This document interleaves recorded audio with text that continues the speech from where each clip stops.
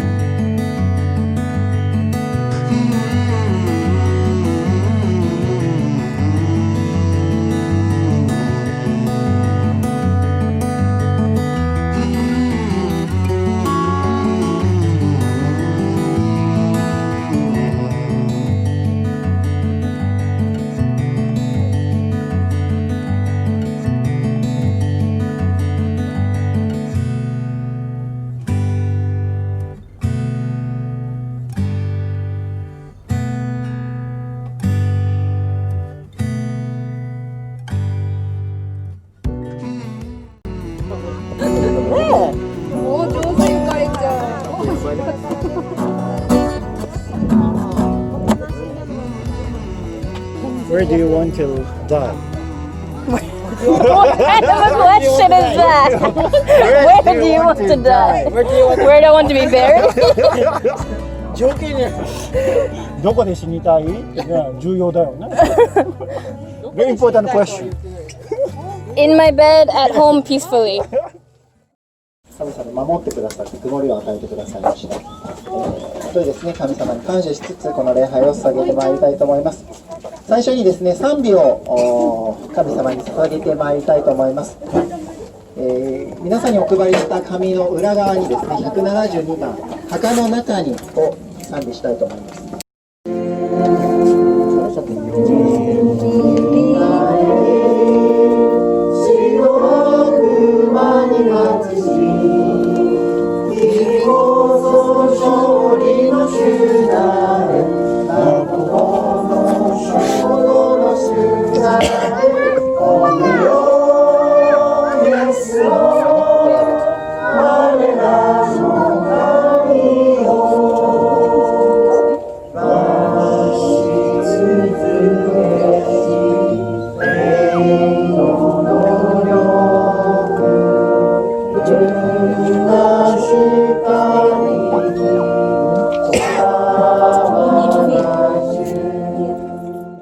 そしてまた私たちもあなたに呼ばれる時が来ることを私たち知っています。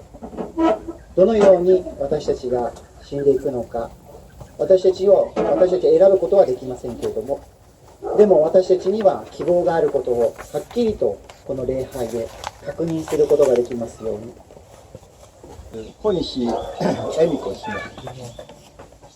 妹、恵美子姉妹は昨年の10月の15日、91歳に亡くなりました。天皇が近く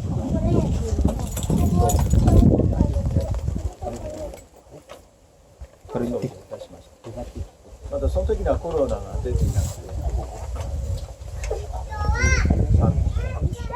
今年の5月の5日に、もうすぐ最近ですけれども、渡辺初江姉妹、そして5月10日に杉山光明兄弟が天に召されました。ずっと心の中にはイエス様を信じてこられたようでしたけれども、仕事の関係で教会にとは縁がなくなって、もう30年40年経ってから確か木田姉妹から誘われて、そして教会に、いらしたんですけれども、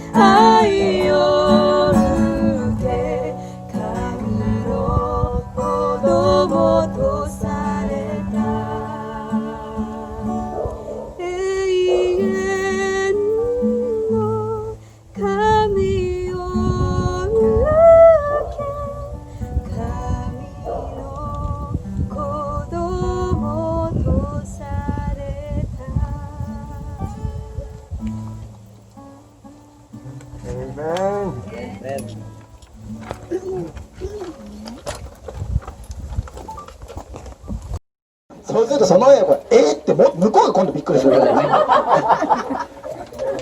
まさか牧師みたいな感じですよね、この世の中にですね。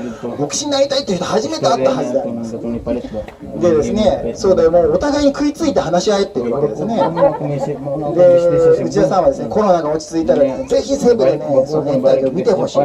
セブの教会には多分自分がいるからぜひ連絡してほしいって言ってですね、誘って伝道しているわけです。私はですね、もうそうしてですね、もうすぐもう会見の順番が来て、まあ別れたわけでありますけれども、私は生まれて初めてですね、土壌で伝道している人を初めて見たの。土壌すくいというふうに言いますけどね。いや、本当にですね、面白い伝道の方法だなと思ったんです。私はね、ここで何を心の中ですごく感じたかというと、この同じスーパーでですね、片や同級生が自殺した。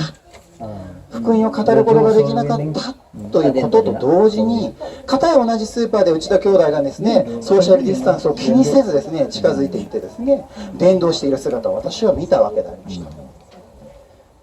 この日に近く主よがしませ、また恋もなど恐